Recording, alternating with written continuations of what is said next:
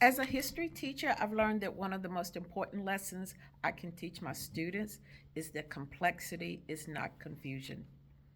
In a world full of constant notification, headlines, and half answers, it's easy for young people to mistake the noise of too much information for the absence of truth. But complexity isn't chaos. It's a signal that we're dealing with something real, something worth understanding. The National Council of History Education reminds us that historical thinking helps students understand human situations. History habits of mind give them the tools to ask better questions, think critically, and take part in their communities with a purpose. In my classroom, that means teaching students to dig deeper, to move past opinion and into evidence. Question everything. Don't just read what someone says, ask who said it, why they said it, and what others have said too. And when they start to see history as a conversation rather than a conclusion, they begin to see the world differently. Part of that growth is understanding that there can be multiple truths. Two people can see the same moment differently without one being wrong. But, and I emphasize this, not all perspectives carry equal moral or ethical weight. Some actions, beliefs in our past and present are harmful, unjust, or rooted in oppression, and we have to name that. Recognizing complexity does not mean losing moral clarity.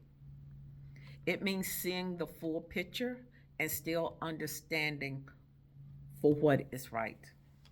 That shift from argument to analysis, from reaction to reasoning, moves students towards responsibility. I also teach them that not knowing is a legitimate part of learning. A powerful question may not have a quick answer, it may not have an answer at all, but it plants a seed. I want my students to sit in the discomfort of uncertainty because that's where real thinking happens. Often the question that lingers teach more than the ones that we resolve. We also talk about perspective and power. Who frames the story, who is cited, and who is silenced. Every historical account reflects someone's choices.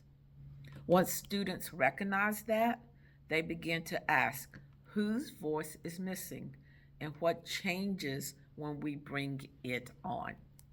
At this point, they're not just learning history, they're finding themselves in it. And sometimes teaching requires what I call closure discipline. There are moments when I have to say, students, I don't know. And I may never fully know how to process this.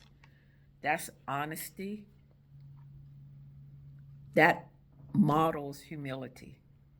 It shows students that learning isn't about perfect answers. Sometimes it's about staying present with questions that are too complex, too painful, or too unfinished to resolve.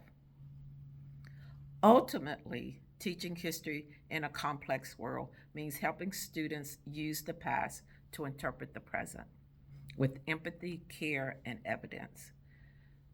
So, yes, the world is complex, but complexity isn't something to fear, it is something to embrace.